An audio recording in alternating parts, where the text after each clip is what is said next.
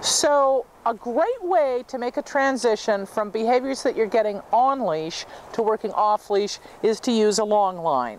And long lines come in different lengths, different sizes.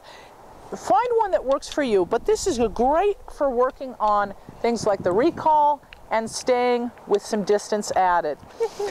You want to make sure your dog is safe when you use a long line. My recommendation for safety on a long line is that you use a harness that has an attachment on top. Should the dog start running, you don't want them to hit the end of a long line with all that head of steam behind them and hit their collar. That's a lot of force on the dog. But a body harness with a top attachment option will help keep them safe if they do run and you really have to rein in the dog.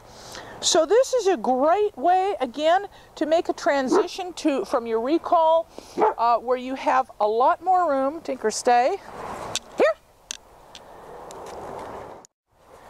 And then you can have the dog come to you and still have safety with the dog. It's also great for practicing stays when you start adding duration to your stays. Tinker, here. Now, one thing with the long line is it can get tangled around brush, it can get tangled around your legs. So when you're walking with a long line, and I love these for trail hikes, you want to butterfly it up like that. It takes a while to get to learn how to use these.